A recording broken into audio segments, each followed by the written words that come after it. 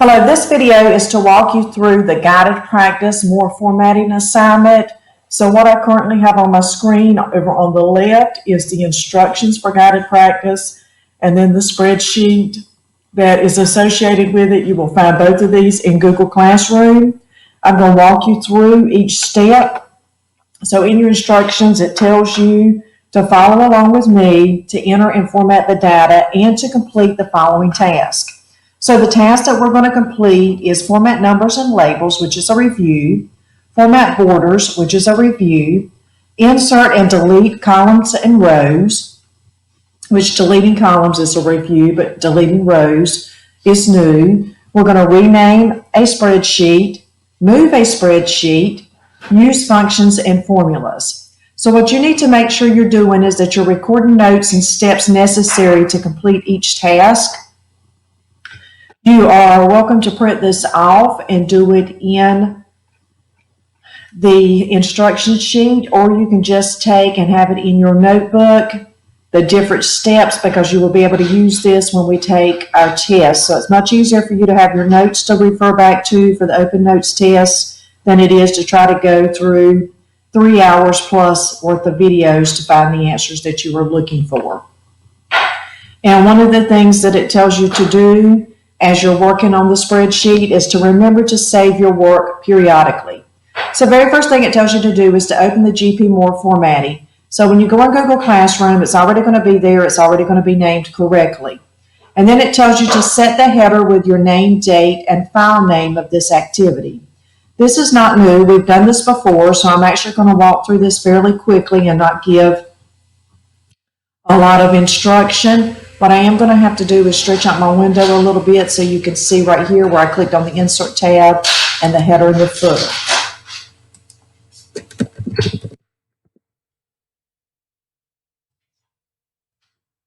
Make sure you're definitely doing file name and not file path.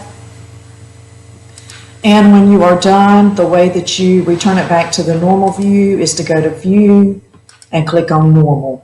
So now we have our header and footer, just our header in there because it did not tell us to put a footer. For step 3, it says format the title, ABC Hourly Payroll in bold 16-point font, and center the title across all columns, and we may need to adjust the row height. So I'm going to go ahead and do that. I'm going to highlight A1 through F1, make sure that I click on the Home tab, and then I am going to activate, even though it's not stretched out right now, I know this is my Merge and Center, so I'm going to click on Merge and Center. I'm going to also make sure that this is a 16-point font as the instructions told us to. It is now centered across, so we're ready to move on to step 4. Step 4 says format the row headings in row 3, or format the headings in row 3, so I'm going to click on row 3. For wrap text, so I'm going to go ahead and click on wrap text. Center, it's already centered. Initial caps, it's already in initial caps. Bold, it's already bolded. And readjust the column width and rows if necessary. As of right now, this is the only one I see that probably should be adjusted. And since my wrap text did not pick up correctly, I am going to come here between the 3 and 4, get the double-headed errors, and double-click so that way it shows both words on this line. And I can tell you probably before the spreadsheet is over with, I'll do some more adjusting, but right now that's the only one that I currently would like to adjust. For step 5, it tells us to delete row 7. So in deleting row 7, this will be new. We see that in row 7 is the information for Hugh Gallagher. So I'm going to go ahead and click on row 7. This is one way that we can delete. So when I click and highlight row 7, I can stay on the number 7, right click and say delete, and it will delete the entire row. And if you notice now, Hugh Gallagher is gone and everything has shifted up. I'm going to undo, and I'm going to show you another way that you can do this. You could click anywhere in row 7, or you could select the whole row. It does not matter, so you could do it either way. And then you come over on your home tab to where it says delete, and you say delete sheet rows. And what's going to happen when I click on delete sheet rows is it's going to remove Hugh Gallagher and shift everything up. So now Claudia Hayes will be in row 7 because everything is going to shift up. So I'm going to hit delete sheet rows. So that is 2 different ways that you can delete your sheet rows. All right, going into step number 6. Step number 6 tells us to format labels. Format the data, column A, as a label. So if you look here, even though column A is numbers, we do not want it to be a value because it is a social security number. So since it is a social security number, it would not be considered a value. Instead, it is a label. For example, this social security number is a label for Adrian Black. This social security number is a label for Sandra, and so forth and so on. So we are going to format each one of these as a label. And the way we do that is we simply select text A4 through 14. So I have selected A4 through A14.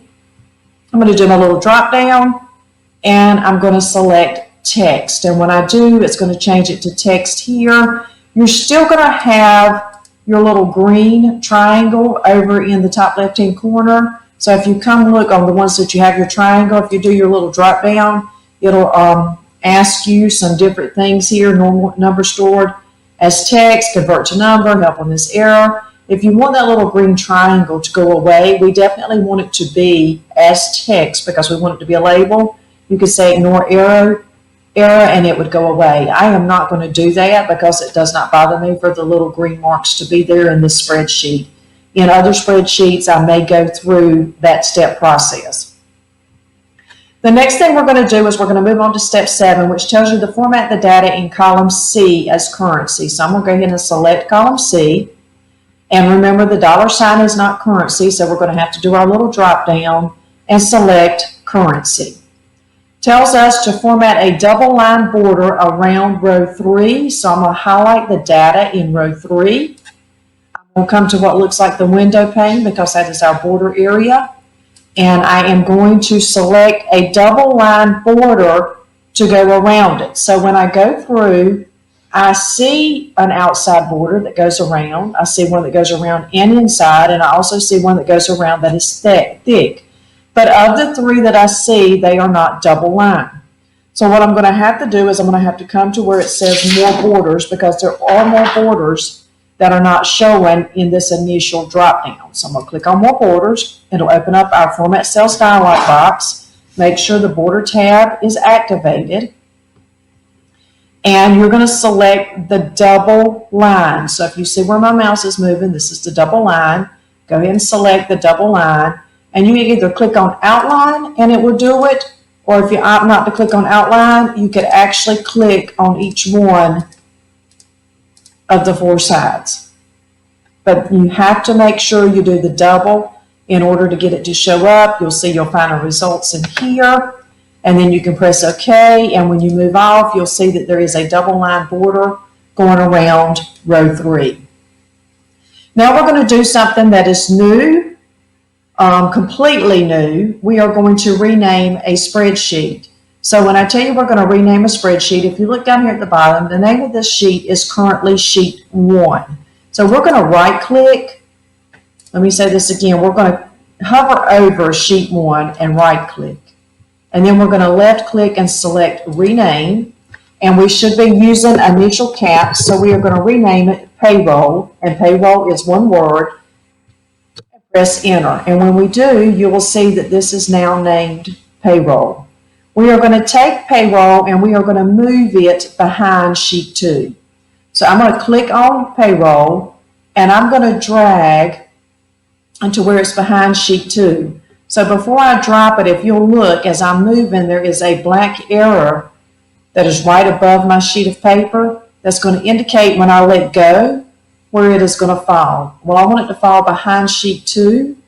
So even though it looks like I'm kind of sitting on sheet 3, I really want it to fall behind sheet 2. So when I let go, You'll see now it says sheet 2, payroll, sheet 3. If you were to drop it in the wrong place and you needed to correct it, all you do is just simply pick it up again and move it where you need to move it.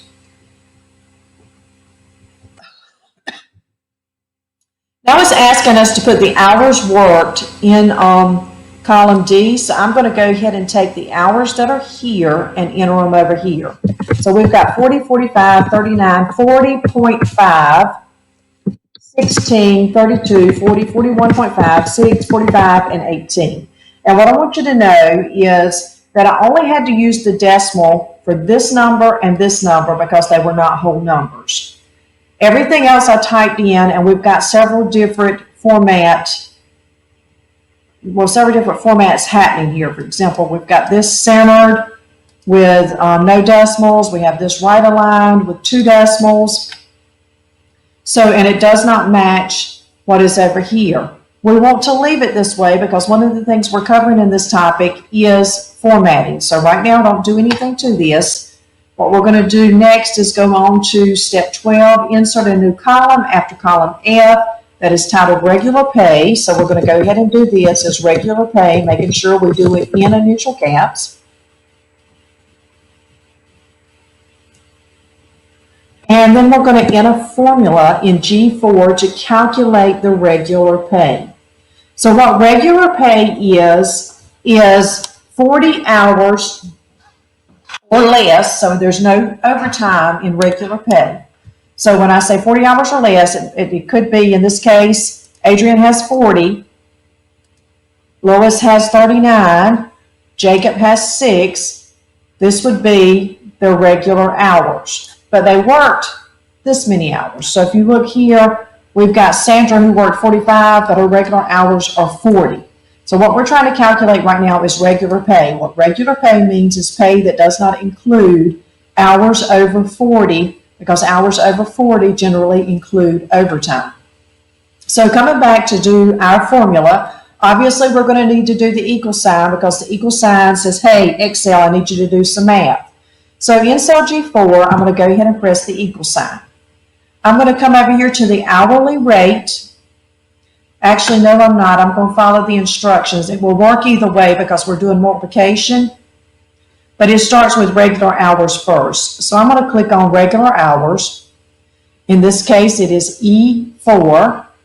I'm going to press my asterisk because asterisk represents multiplication.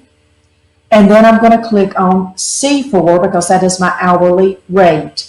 So now in cell G4, you should see the formula equal E4 times C4. So here's our E4 times our C4. In other words, we're saying take the hourly hours and times it by the hourly rate to get Adrian's regular hour pay. So I'm going to press enter. And it's going to be $1,000 for him. And then it gives us instructions to copy the formula in the remaining cells. So I'm going to show you something that I have not shown you before, but I've actually used it in some of my videos. I've shown you how to come here, press copy, highlight, and paste. And you may still do that. So let me explain it. Right here, you've got copy, and then you have paste. But remember, we want to use Excel as a productivity software, so we want to work smarter because it is supposed to make us more productive. So with that being said, I have undone what I just did to show you the way that I was telling you that I'm going to show you that I have not shown you before, but I've used in some of the videos. We have our green border. Over here towards the right of our green border, bottom right-hand corner, you'll see there's a little tiny square. Right now, when I move around, you'll see my mouse is white, and it's a white, it's not a white mouse. What I'm trying to say is when I move my mouse around, the pointer is a white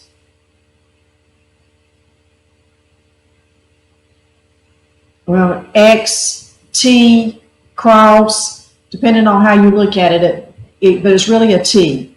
So I'm going to come hover over it. It could even be a plus. I'm going to come hover over it.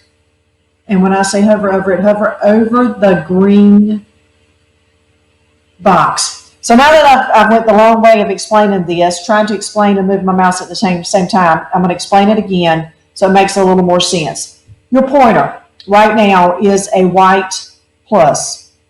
When you go above right here where you see in the bottom right hand corner the little green box, and you hover over the little green box, your pointer becomes a black plus. When it does that, you stop, click, hold, and drag down. And what that will do is it will activate the fill command, which will fill or act as a copy. So I'm going to do this again. I'm simply just going to come bottom right hand corner. When my mouse pointer turns to a black plus, I'm going to click and hold and drag down.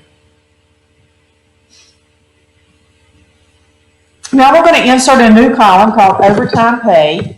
And obviously when I type in overtime pay, it is not wide enough. So what I'm going to do is I'm going to stretch this out a little bit to where overtime is at least on the first line and pay is on the second line. Then we're going to go to step 15, which tells us to enter a formula in cell H4 to calculate the overtime pay and format the data as currency. If you continue down, it says you will enter a formula in H4 to multiply the result of the regular pay multiplied by 1.5 by the overtime hours. So what happens is in overtime pay, you get time and a half. Time and a half means you get your regular pay plus another half, which is time and a half. To calculate time and a half, we take 1 whole 0.5, which is a half. So that's 1 1/2 or 1.5. That's the reason it's telling you here 1.5, because that's 1 1/2 or time and a half.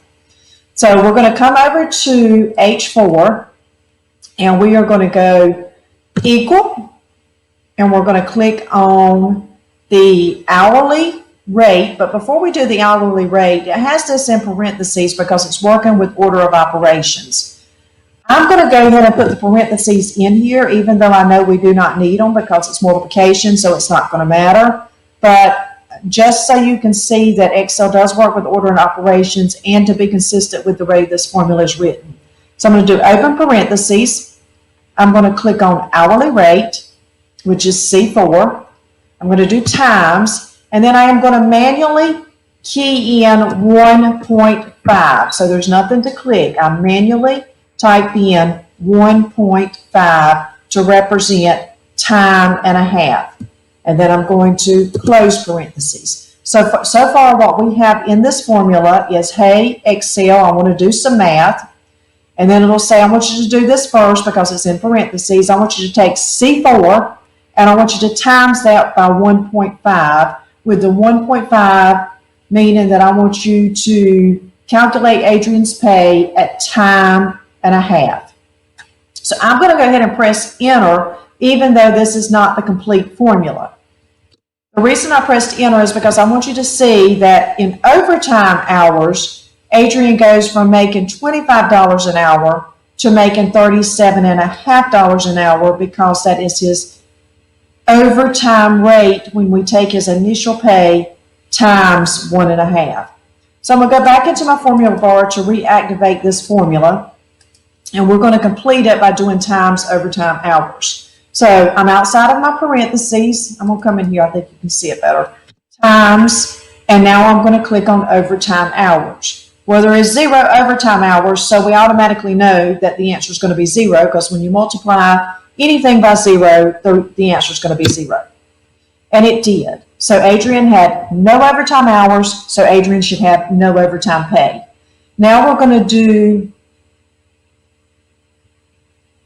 the same thing. We're going to do our little black plus in the bottom right-hand corner to fill, so we can do everybody's overtime hours. So if you look here, Sandra does have overtime pay, and the reason she has overtime pay is because she worked 45 hours, with 40 being regular hours, and anything over 40 hours would be overtime, because a regular work week is 8 hours a day, 5 days a week, which equates to 40 hours per week. So 40 hours a week is considered a regular work week. She worked 5 hours over that, so that is considered overtime. Thus, she has overtime pay. Claudia has overtime pay. Jack has overtime pay, and Ross has overtime pay because everyone, if you look, has overtime pay worked more than 40 hours. Even if it's only an hour, even if it's only half an hour that they worked over. So she only worked 30 minutes over. Now we're going to do a new column called gross pay. So you're going to insert gross pay in I3. And I'm going to go ahead and stretch this out because we want gross on one line. And gross pay is going to be your regular plus your overtime. If you come look at 17, it says in I4, enter a formula to calculate gross pay by adding regular and overtime and copy the formula to the remaining cells. So what we will do is we will say equal. We'll click on our regular pay plus our overtime pay, which is going to give us our gross pay. Once again, when you get the number sign or the hashtag sign, that means your column's not wide enough, so stretch your column out so your numbers can show up. I'm going to go back in cell I4, grab a hold of my little green handle in the bottom right-hand corner, and drag down. And this will calculate my gross pay. What gross pay means is the pay that is earned before any deductions. Now in step 18, it tells us to adjust column widths if necessary, recenter the title of the spreadsheet across all columns, and add borders to the newly added columns. And it says in cell I16, use a function to enter the formula to total all of the gross pay. And then it says save your work. So what I'm going to do is I'm going to go ahead and make this large for you to be able to see. So when I click on ABC hourly payroll, you'll see I have 3 columns here that the header is not centered over. So we need to highlight A1 through I1. Click on Merge and Center to deactivate it. Click on it again to reactivate it. So our title is over all of our column headings.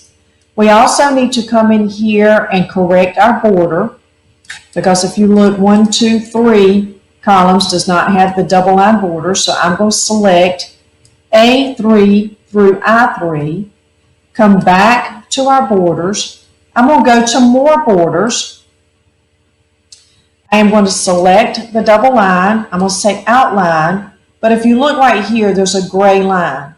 What that gray line is indicating to me is that if I press OK right now, I'm going to have a line somewhere in my row 3 that I do not want. And that line is actually going to be there. And since I do not want it, I'm going to come click in the center. It's going to turn it black versus gray. So then I'm going to click again because what I want to do is deactivate it. Because when I clicked it the first time, what will happen is it'll put it in each one of the cells, and I don't want it in each one. So I want it completely gone. That's why I clicked it twice, and I'm going to press OK. And when I do, you'll notice that there are no lines inside. It's just a border along the outside of the column headings. There's some other cleaning up that we need to do. So we are going to select D4 through D14, and we are going to format this the way they did, which was 1 decimal place. So if you look, I'm going to say increase, and then I'm going to say decrease. So now it is formatted for 1 decimal place, and then I'm going to make a decision. Since this is doing center and this is doing center, I'm going to go ahead and make this be center, but generally numbers are aligned to the right. So I'm going to click center, and then I'm going to click center again. And I did that purposely because I wanted you to see what happened. I want to undo just for a minute. This is already centered, so you see the center command is active. But this says right aligned to the bottom. So to be able to get them all centered, I've got to deactivate and then reactivate to make everything be centered. And I'm fairly certain the top one is bold, and they should not be bold. The only thing that should be bold is our column headings. So what I'm going to do to make sure nothing else is bold, and I'm going to select A4 through I14. I'm going to click on bold, and then I'm going to take off bold. And that way I know everything under our column headings is not bold.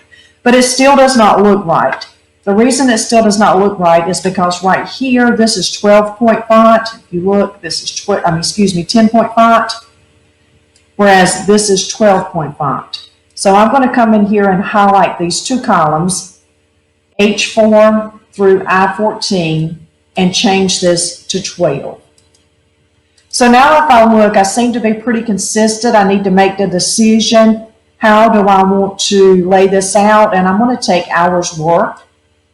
I'm going to shrink this a little bit because I think this should be smaller. I'm going to do the same thing with regular hours. I'm actually going to take employee name. I think I'm going to leave employee name like it is. I don't think I'm going to make any other changes, and I'll show you why in just a minute.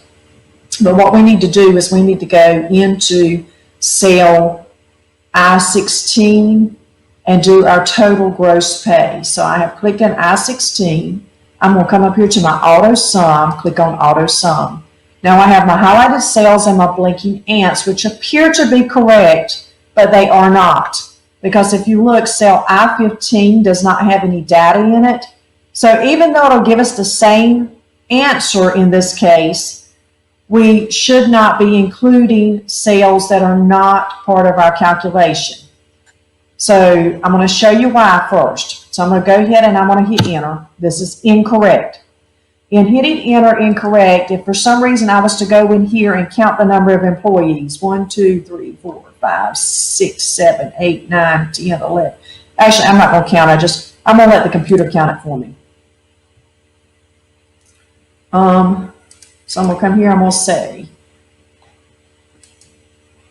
count numbers, hit enter, and you notice it changed that total right there. If I was to come in and change this to something, I want you to watch this bottom number right here. So we have 11 employees, but if I was to put 50 in there, are you seeing how it changes our number? So it could be that I could have done another column that said number of checks. This could have been grand total. And if we had left this in this calculation, it would be wrong. So I'm going to take this back out, go back to the way that it should be. So the way it should be is auto sum, and it's only I4 through I14. Do not include 15. In case somebody comes in and puts some kind of data in there, it will skew your numbers to where they're incorrect. And then press enter, and obviously this is a 10-point font, so we're going to change it to a 12-point font. And we're going to follow that rule that we know about the accounting border because this is the end of our math. So we're going to do a top and double bottom border.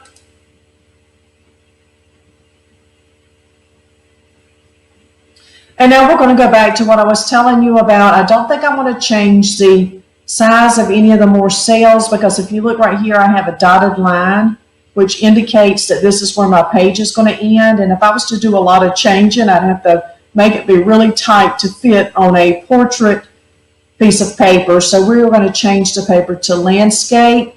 Remember, we can do that here, or we can do that here. And I'm going to opt to do page layout, switch it to landscape. And now you'll notice my dotted line comes here at the end of gross pay. And now I'm going to do a print preview for you to be able to see that it does fit on one sheet of paper, that line is definitely accurate. So if you look, here's my piece of paper that would print. You can see my headers, information, and how it would print on the sheet of paper. So that is how you complete GP More formatting. I'm going to go ahead and save, and you need to save and submit in Google Classroom.